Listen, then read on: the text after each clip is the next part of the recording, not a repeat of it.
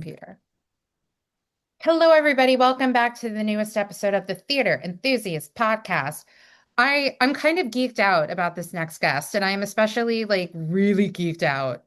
And I told her this as soon as she came on about like how hard, nerdy I'm excited about her next project. She's the original Ariel in The Little Mermaid on Broadway, known for Les Mis and for Phantom. And what else are you known for? All the things.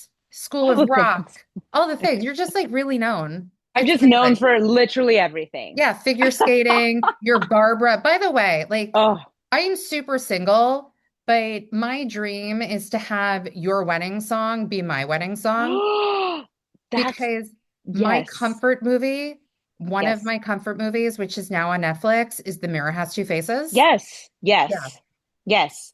Mhm. I literally, I don't know, and don't tell my husband this, but Mhm. I think I just wanted to get married to have that song And that is your because, right. and that is my right. Mhm. But literally, like, I think that movie came out when I was in high school. Mhm. But that's when I was like, oh my God. And the dance that they do at the end and the whole thing to Mhm. that song. And I was like, this is my wedding song. So Yeah. when we were choosing music, I was like, well, here's the deal. Like, I really hope that you don't have a wedding song you always wanted because it's Mhm. this. But what's great is that Bryan Adams is Canadian and my husband is Canadian. And so that kind of worked out because that's who she's singing with. Well, And so that's what there. that is. Well, if you don't already know, based on us just talking about Barbara Streisand and The Mirror Has Two Faces, Sierra Boggess is here, everyone. Hi, everyone. Hello. But no, seriously, I can do like an entire podcast episode with you in the future if you want, and we can just talk about The Mirror Has Two Faces Okay, done. Yes, because, absolutely. again, that is my comfort movie. I have it on DVD. Yeah. I do too. I'm Oh like, my oh, God. that's so crazy. And then I'm like, nope, I also Yeah. do. Yeah, it's hard and it's real, and I will Yes. sometimes sing that song just randomly out of boredom. Well, do you want to know something? When I Always. when I went to the movie theater to see this movie, because my obsession with Barbara Streisand started when I was like in eighth grade.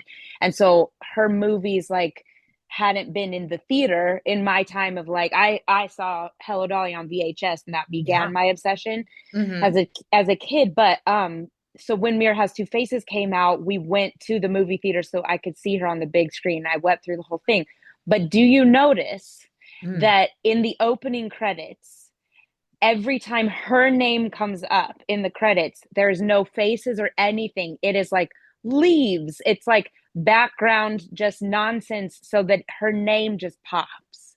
And I'm guessing, I was like, oh my God, that is the best because every name that comes up, like there's some distraction, but every time her Barbara Streisand comes up, there's no distraction, as it should be. Hmm. I'm gonna have So to rewatch this now. Whenever I now see that, you I'm are, just I gonna be know. like, Sierra Boggess pointed it out. I will say though, there was when the Ziegfeld Theater was an actual movie theater. Yes. Like this is well over 10 years ago. Yep. They had like $10 tickets, and I think there was a Valentine's Day because again, super single. If anybody knows any good-looking single straight guys out there, um, they Not actually. in a theater podcast. I'm just I kidding. know, I know. But Oh, was listen. this when Funny Girl, when they Yes. played Funny Girl? Funny Yes. Girl was at the Ziegfeld, and I actually saw it on Valentine's Day. So I got to see it Yes. on the big screen. I don't remember why I wasn't here, or else I would have also been there. Girl, you're booked and busy. Like you're probably She's doing a booked and show blessed. somewhere. She's booked But blessed, if she was a true Barbara Streisand fan, which I've always considered myself to be, I Mhm. would have asked for a day off in order to go to see that movie. Do you know what I mean? Yeah, that's fair. But listen, it could be one of those like Fathom events that they do one day. Sure. There will be Maybe. other times. Yeah. They randomly do things like that. I mean, how many times are going to show The Sound of Music and West Side Story? They can do that with Funny Girl. They sure can. And they Yeah. should. They must. Yes. Well, moving on from like our love of Barbara. So talk to me. Like, where are you from? What got you into performing? Oh, I'm from Denver, Colorado, and I didn't know that Broadway was a thing at all. I just knew that um I loved performing because of probably growing up in Colorado, I grew up ice skating Hmm. and I was a competitive figure skater as a kid. And that is how I knew I liked to perform and be in front of people, and it was fun. And I liked hearing people like clap and call my name as I skated onto the ice to do my number and stuff. And my sisters and I'm the middle of two sisters, and we grew up singing in church together, and we would be like little Von Trapp kids singing on the steps. And it never like it was always fun. It was just always like a joyous time. And when I was in high school, basically like what kept me in school truly was because I was just a terrible student. I just didn't care about that stuff, but I did love my drama teacher and my drama program. Like so many theater kids, I really like my where I learned that's like the discipline and buckling down to do the thing to make me want to do the thing was my drama teacher Nancy Priest in my high school in Colorado, and she took our drama class to New York my sophomore year of high school, and that was the first time that I knew that there was Broadway. And this was when Rent had just come out, and Lion King had just come out. The very first show, though, my very first Broadway show I saw was Chicago. So it was like we were only here for like 3 or 4 days, but we saw Chicago, we saw Rent, we saw Titanic, and we saw Lion King. Wow. That's What? a pretty good introduction, I think. Yeah. And all very different too, which is good. It's a good variety of different things. Totally. And I was a kid because I sang in the Colorado Children's Chorale, which really was like a great I sang with them from third grade until eighth grade, and then you graduate. And we learned a lot of discipline in that time. And we also got to be like for Central City Opera or Opera Colorado, we were like the kids that would get to be in the opera. Because there's always like some random street kids that run around, in the Yeah. street scene. And so that I started to that was my introduction to opera. And one of the operas I did as a kid was La Boheme. Oh, So I wow. was obsessed with La Boheme. And when Rent came out, like all these years later, and it's based off La Boheme, and I was like, wow, well, fuck this. I don't want this. I don't want Rent. I want La Boheme. Like, I Hmm. really was pissed. I was not like that kid I wasn't cool. Okay. I was listening in my Walkman on the way to school on the bus. I was listening to La Boheme, and I was pissed that there was a rock musical version of it. I wasn't like jumping on the rock musical train because I was like, no, it ruins it. And then I saw Rent and I was like, oh, I was so wrong. It's so good. And I fell in love with it. But Rent was in my high school time growing up. Rent was what like Wicked became for the kids of that generation, and Hamilton became for the kids of this generation. Yeah. You know what I mean? So, Yeah, I always say that about like The Outsiders, how it's kind of like the spring awakening of my generation. okay. Yeah. Yeah. And see, I still haven't seen Outsiders. You know what? And that's okay because it took me um I won the lottery for it and it took like over a year for me to That's like part of the problem because it's yeah. so expensive right now Yeah. to go. And because it's such a hit, it's not Hmm. lowering ticket prices. So Yeah. I'm just waiting.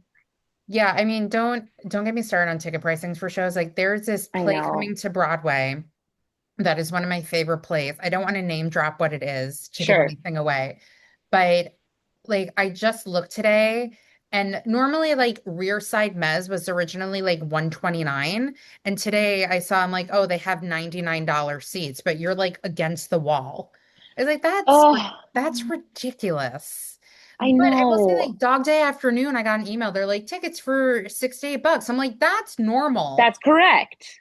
But $99 for like all the way to the side in the rear mez? Like, no, I thank know. you. That's the thing for like the tried and true theater kids. We Hmm. need a special price for us that's like you just have to sign a waiver that's like, no, you really genuinely love theater and you want to see this up close because you care about it so much. You sign a waiver and they give you a ticket for $60. Yeah. Okay? Solved. Ticket pricing solved. Yeah.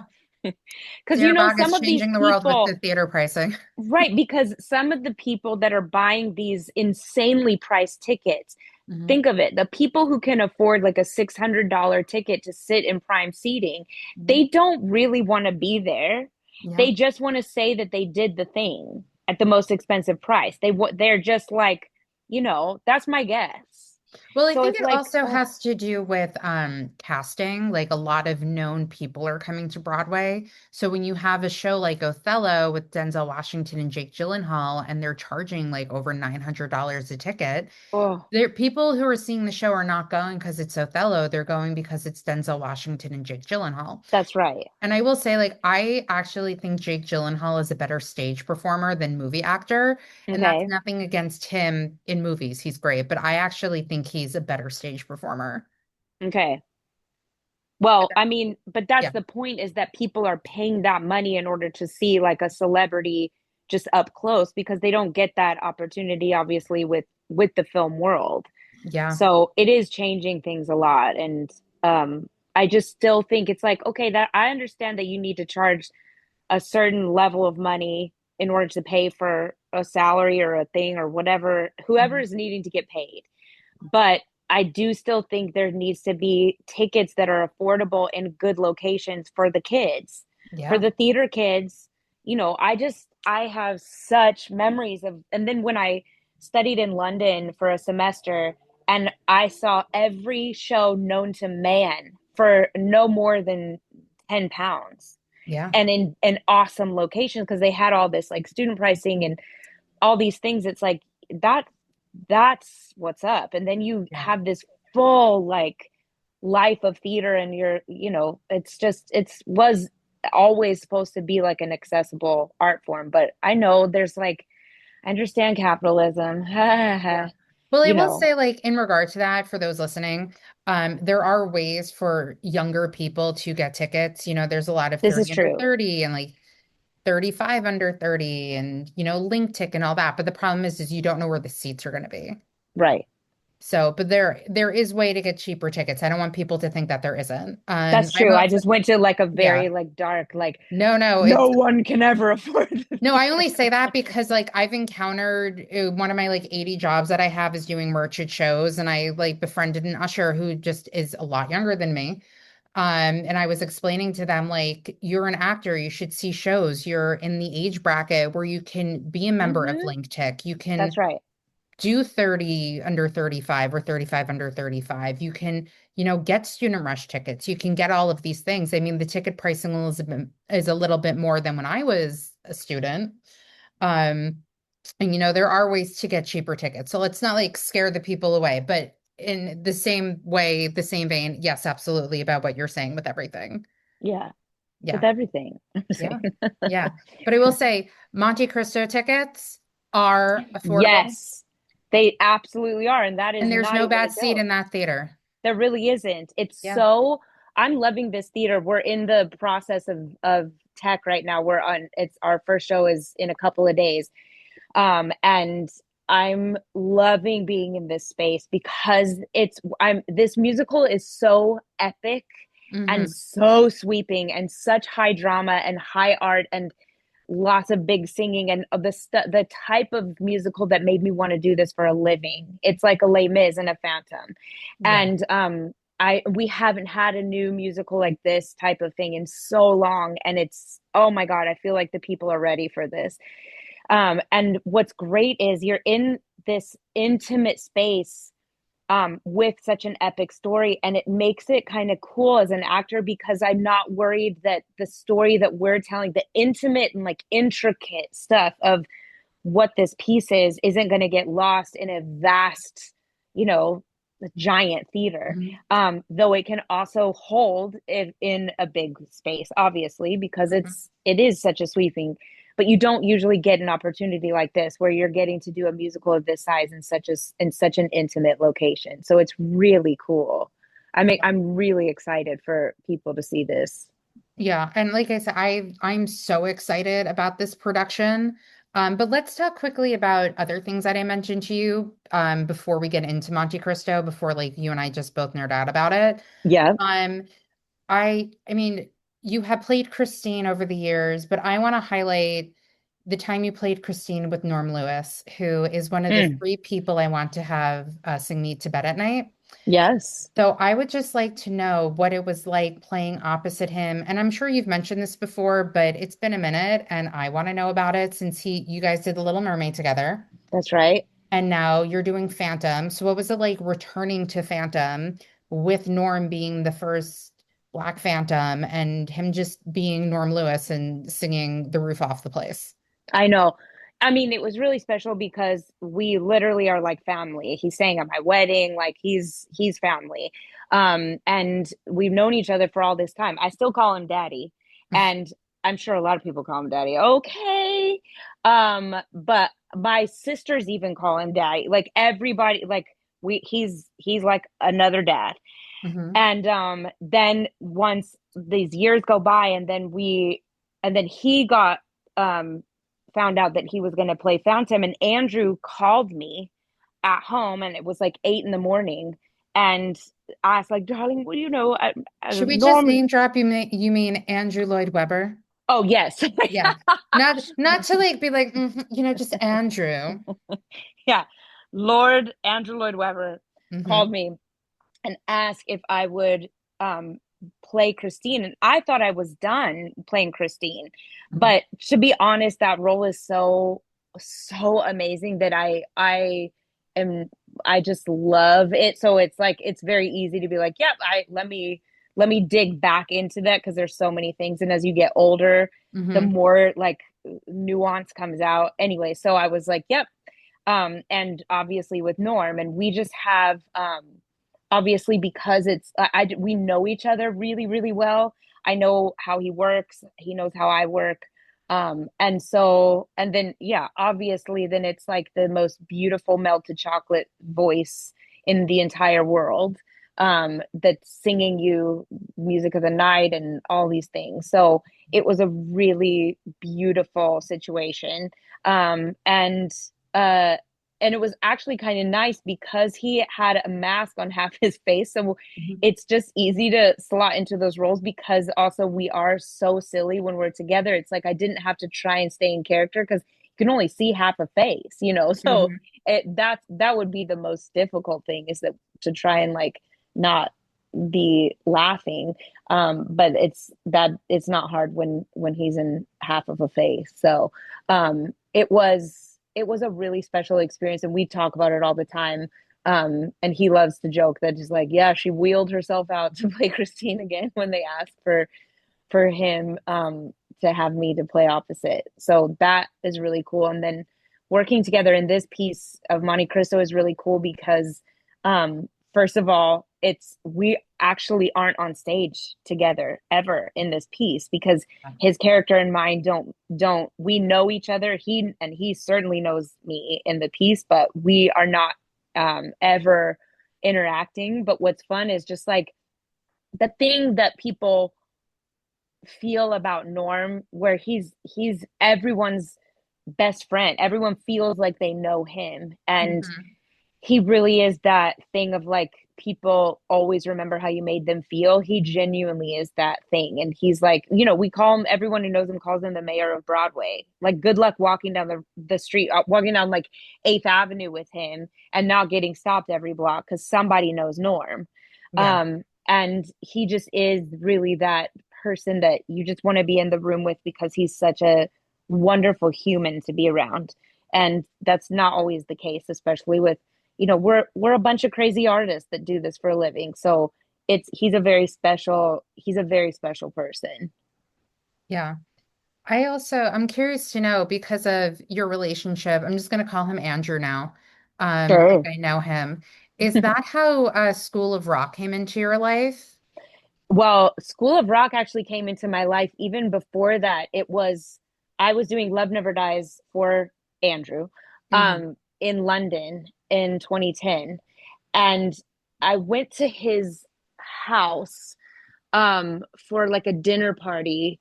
And I remember that Madeline, who's his wife, they had just acquired. So this is how long, and that's what people don't understand with new musicals and stuff, how long it takes for it to Yeah. actually get to the stage. But this is all the way back in 2010, and they had just acquired the rights for School of Rock. And so I remember his wife, Madeline, came over to me and she was like, put your hair up. And I put it up. And then she was like, put these on. And she gave me like some glasses that I put on. And she was like, okay.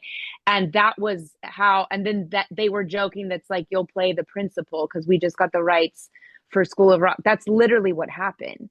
Oh, wow. And so that, and then it was like, I'm like, oh, haha, forgetting about it. And I'm so new to this world of what's going on. And I'm still like, so like starstruck, like being in his house and, like the paintings that are in there, like actual, like original paintings in his play. It was just like it was such a magical world that I was in and being in London. And then all these years later, is when what year was School of Rock? 2015 or 16, I think. Yeah, Yeah, so 2015. yeah, so that's how that happened. And then I did a workshop for them in New York with a totally different cast than you saw on Broadway. And the fun fact about that is Alex Brightman was in it, but he Hmm. was playing like one of the dads in the ensemble for this reading. Yeah. And then all of a sudden, things became what they became, and that was such a cool experience for me to get to be the leading lady of that company, getting to watch Alex, who had been around. He'd been, Yeah. doing things, but he hadn't done the thing. Yeah. And getting to be there for somebody's first thing that is like, yep, you're about to launch into the star Hmm. that you have always been. That is a really cool thing to get to be a witness to that.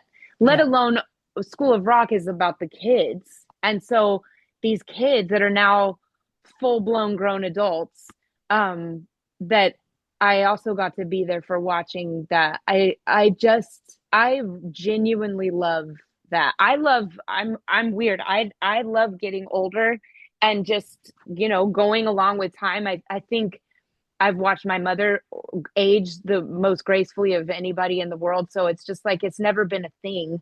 I don't get like weirded out that somebody comes up to me and is like, I saw you when you were my first, Little Mermaid I saw when I was like Yeah. 6 years old. I think it's the coolest thing in the world. I just can't believe that I'm talking to someone who can formulate sentences, and look me in the face because I'm like, wow, how were you six? And then, but you're able to like talk. I'm confused. You know what I mean? Yeah. I'm like, wow. Because I'm just, yeah, time is so interesting to me. But anyways, the kids, like watching them grow makes me like, I don't know. I'm like proud of them. I don't have kids of my own. So it's like, I'm really proud to have gotten to be there for amazing moments for other humans in my life and in my shows. And School of Rock really was that because those were some really talented kids. Yeah, I agree. I will say this about Alex Brightman, though. I've kind of known who he is since like 2009 because of like the rated RSO concerts. Oh, right. Yeah, and because they did like one of the shows at my college, and this girl who I was very good friends with was doing all these concerts with him. Okay. And I was one of my 80,000 jobs I've had was doing merch on Broadway shows. And this is when the Heidi Chronicles was on Broadway, and the company Uh-huh. manager was leaving to work on School of Rock. And I was like, who's playing Dewey? Because I'm also a huge fan of the movie. Oh my God, yes. Yeah. And so she's like, I don't know. It's not announced. She's like, but I can tell you, Alex Brightman. And I was like, you know what? That is correct. That That is is like, correct. that's excellent casting. Yes, And it when is. I first saw the show, my family used to see shows after the day after Thanksgiving every year, and he wasn't in the show that day. But I said to myself, just even seeing the understudy, I said, Alex Brightman is going to be nominated for a Tony Award for the show. And it Yes. was. Yes. Yeah. Yeah. I mean, he really is something really special. And again, I just like, I get to be like, yeah, I got to be there when that happened, when he like became. So that's what's fun is like, yeah, you do all these fringe things. Yeah. That's a very fringe thing that you're talking about that you knew him from, but he's not a household Yeah. then. But now Yeah. it's like, yeah, get me Alex Brightman. It's Yeah. cool. It's really cool. Yeah. As if it's like, bring me Alex Brightman Someone bring me Alex Brightman to make this show, to make this show even better. Alex yeah, sing Brightman, and laugh and sing and dance laugh and and throw his body around yes. 8 times a week. He Yeah. was a beast. Yeah. And just like the most important thing to happen to you during that show was being in Barbara Streisand's dressing room. That was the most important. And I know that there was like a video of her going into your dressing room, Oh this yeah, is like so niche that I can't even believe I remember this. And you had a literally, Barbara yes. Streisand prayer candle, Yes, and that she picked it Alex up. gave me. Alex Mhm. Brightman gave me that as maybe an opening night gift or something. And yeah, she picked it up and she's like, "Oh, she needs a new one."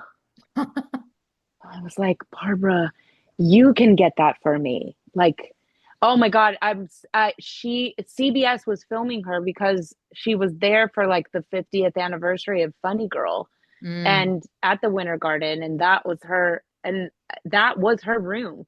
yeah. But what I always laugh about is because I always have Barbara Streisand somewhere in my dressing room. It's just my thing that I do. In a when I'm doing a Broadway show, you got to have the person, the one that made you want to do this, who Hmm. inspired you on your wall somewhere. So I have like framed records of her. And so those were on my wall. And I wonder if she thought it's like a setup that someone would have like put Barbara things in this room. It's like, but I wanted to be there and be like, no, no, no, this is my room. Like this Yeah. is my room, whether I'm at the Lunt or the any of these theaters. Like this is how it goes. And that candle was specific to that show, Hmm. because yeah, because Alex. But I did get a new one because Barbara said so. I did. Well, And there then you watching her like rifle through my stuff to find a piece of stationery and a pen so that she could write me a note. It's like, oh my God. And then I remember my older sister is a cellist and she played in Broadway pits for over a decade. And she was playing, I think she was doing Porgy and Bess at the time with Norm. Yeah. And so on her in between shows, she would come to my dressing room so she can take a nap. So we would take a nap in my dressing room in between our shows. But she came over and after the Barbara thing had happened, I'd come to my room and see a note from Barbara Streisand. And we were like, how do you think she did this? Like, what pen did she use? Like, which pen do I never throw away? And like all this. And of course, the piece of stationery is framed, that Mhm. she's sent me. So it's just like, yeah, no, she's I think it's Brene Brown who talks about you have a team that's in your head and they Mhm. don't even need to know who you are. Like, and she's on my team. Brene Brown's also on my team. She doesn't know who I am, but I have people like that on my team. That's just, because you need that for Mhm. what we do for a living. It's a really vulnerable thing, and you need a team of people who are on your team, on your side. I love it. I honestly have never heard that before, but I really like the idea of that. Can you Yeah, it's talk? cool, right? Yeah, can you talk a little bit more about that? Yeah, it's like you can have anyone you want, right? That's Hmm. like people who've inspired you like crazy. People who like even I wonder if some of these kids that I just watched on the Olympics, the figure skating Olympics this year, like, oh my God, what an amazing roller coaster I went on with them. I felt like I'm with you because on such a huge level they're battling so much and so young. And it's like I just admire the resilience of these like young athletes. And you can put them like for when you have a big meeting or a big show or a big whatever it possibly is in your life, or even just like for people that struggle with anxiety, like social anxiety, and walking into a room and feeling, and maybe you're by yourself and you need a team of people. Well, you got them. You call upon them. You got them. They're like with you. Just imagine this team that's got your back, and it's like, like Oprah can be on your team and like Michelle Obama's on my team. Like these people that's like you have inspired me, and I want to invoke some of your awesomeness with me to make me just feel a little more courageous. because I just believe, we're not on this planet by ourselves, right? So, and that's by design. It's got to be, or else we would just be like, "Ooh, how can I make this world only for me, me, me?" Which is why we're very sensitive to really narcissistic personalities that are that are only interested in gaining power for themselves. Is why we're sensitive to that, because then it becomes a very isolating thing, whereas most of the humans we're just trying to connect and create connection.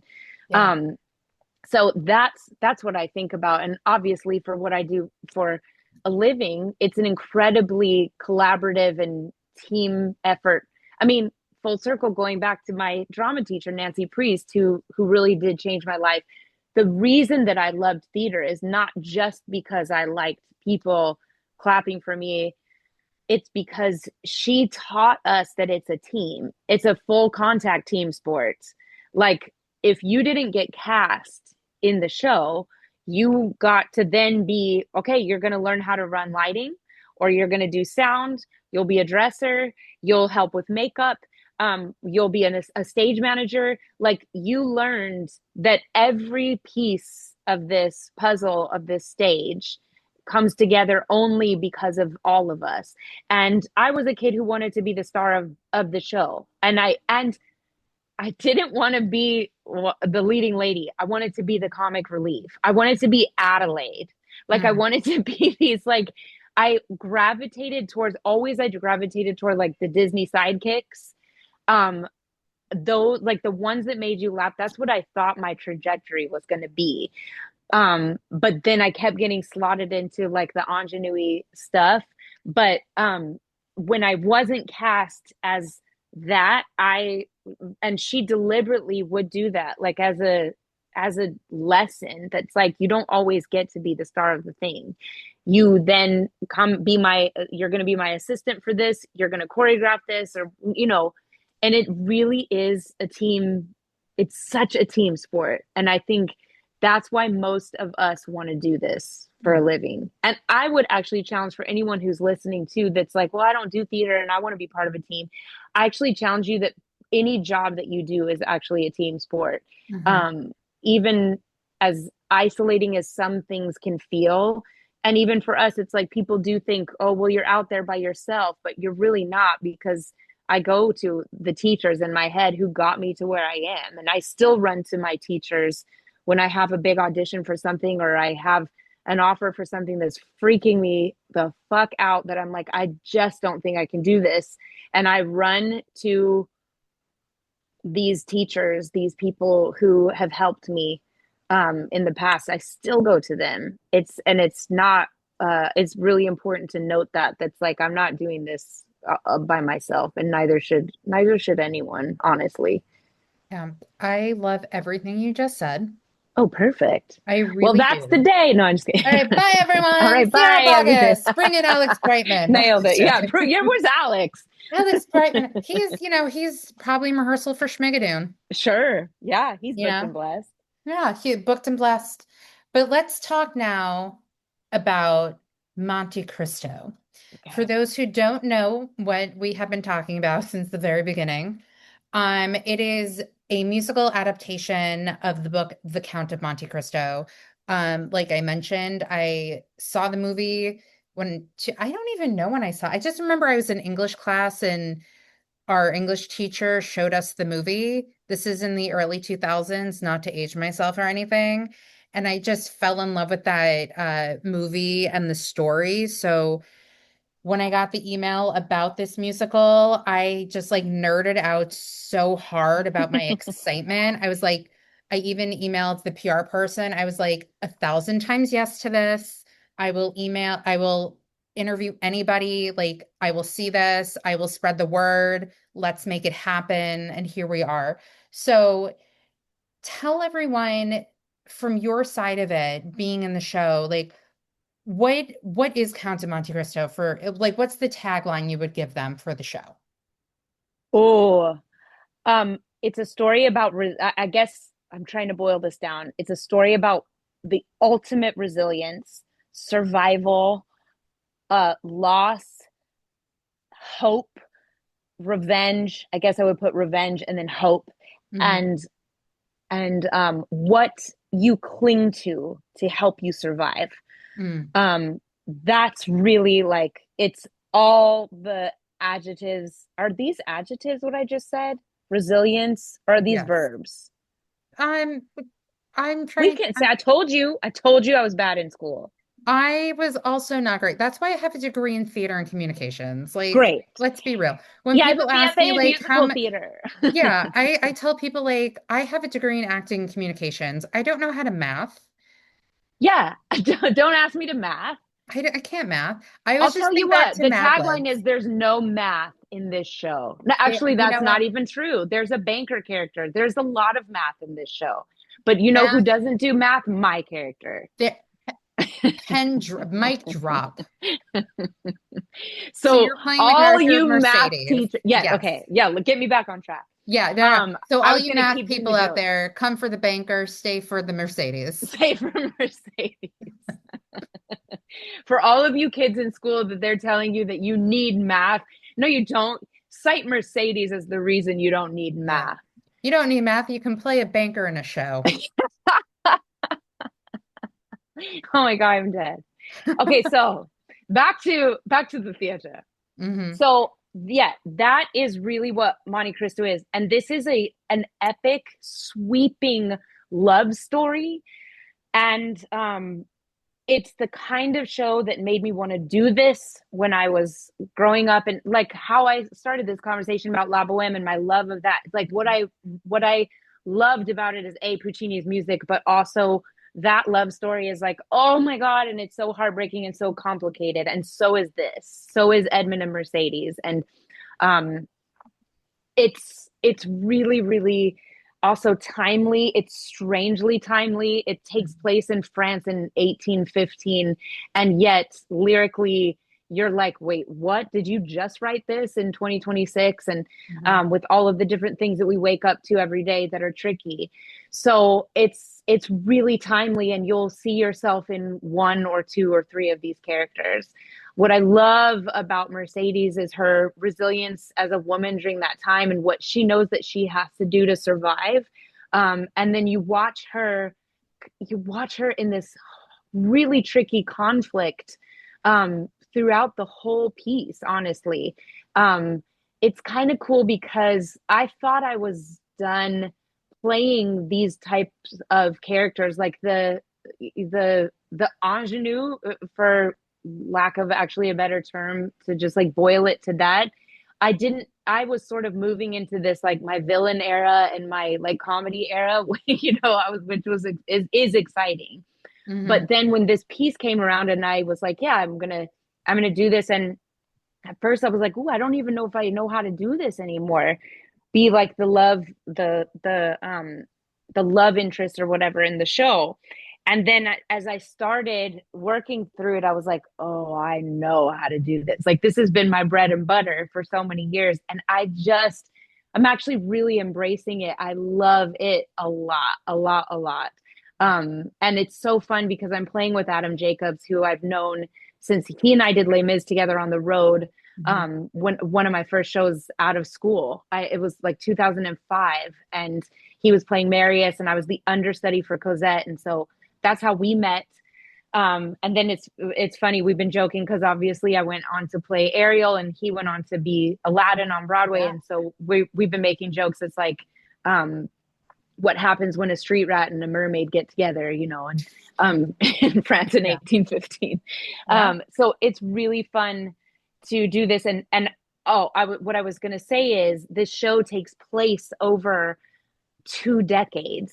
So when you first meet us, we are young in our 20s and we are in love and all this, and then years go by, and what is occurring and what shoots them on their paths. And I'm trying to be as vague as possible, Hmm. in case people don't know the story. So Yeah. it is, I cannot even tell you how much fun it is to delve into this. And it's also, oof, even as we ran it in the studio the other day, and I was like, oh my God, I need a comic relief. And then you have Karen Ziemba, who's Hmm. one of these, actors that I've been watching for so many years. And she's another reason to come and see this. And she is a piece of comic relief. And you're ready for it because it's so heartbreaking, also, what Mercedes is going through in Edmund. And Yeah. yeah, it's full. Yeah, I'm very full. Yeah. How did the show come to you?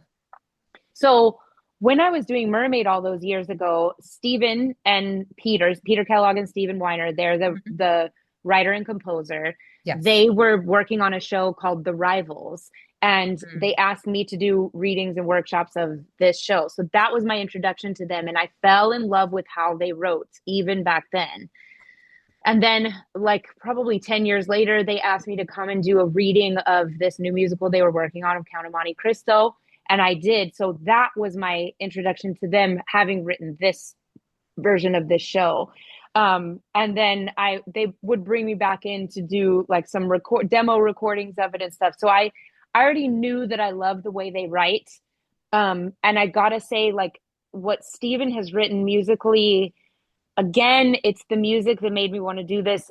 He writes how I want to sing. He writes for singers, Mm. like, where you can, all of us in this show, there isn't, oh God, there isn't a dud in the show. And I really mean that. Like, everyone sings so gorgeously and acts the shit out of it. Like, Mhm. it's just the kind of music that you want to, like, take a bath in. Well, I wonder, So, sorry, go ahead. yeah. So, anyways, yeah, that's how I got involved. Well, so I want to impress upon this too, because you guys are performing at the York Theater.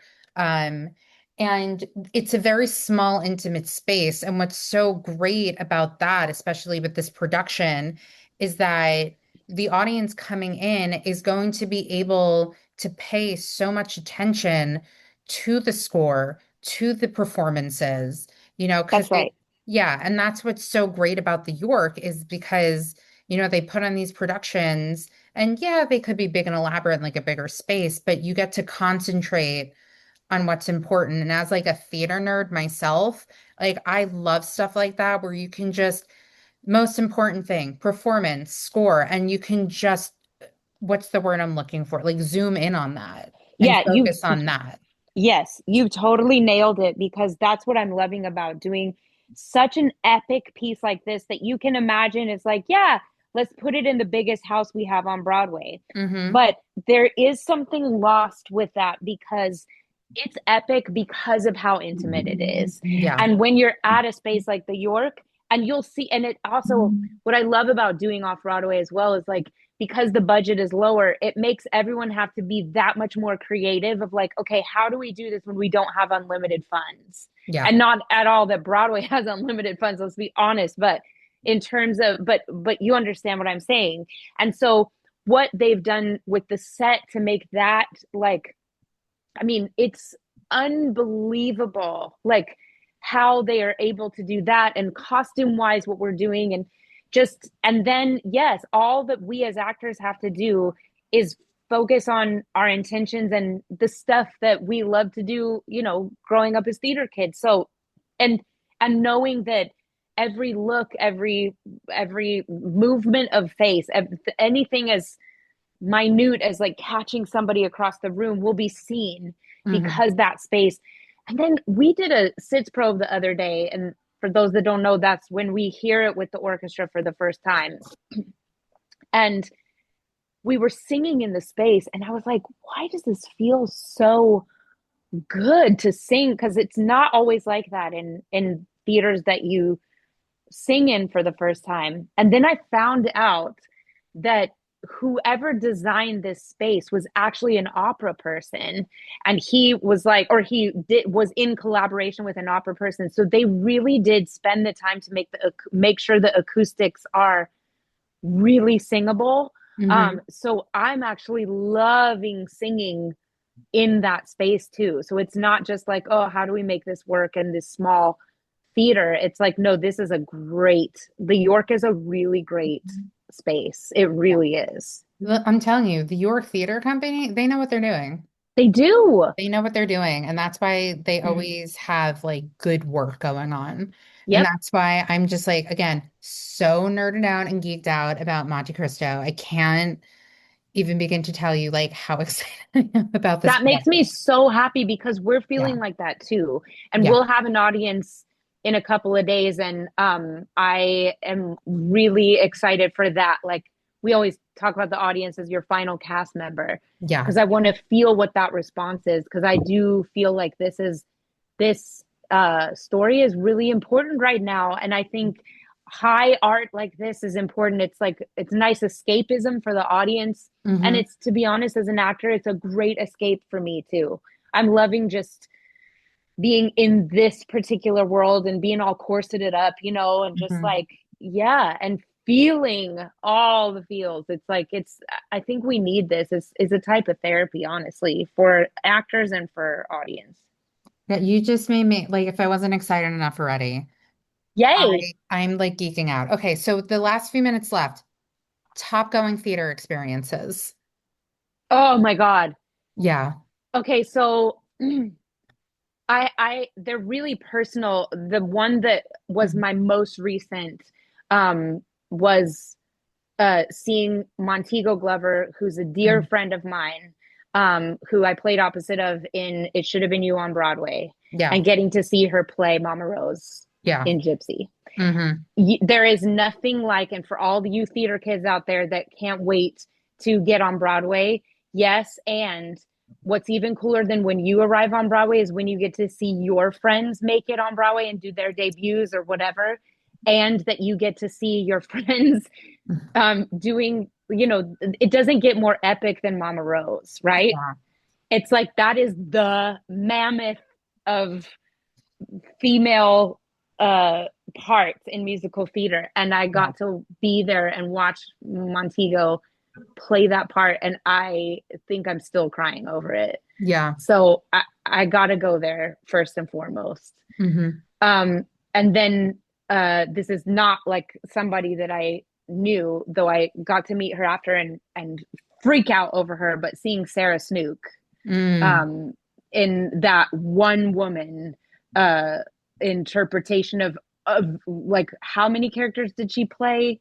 Like, I Can't don't remember know, offhand. 20? 40. I'm Yeah, not more like, than that. yeah, Yeah. 20.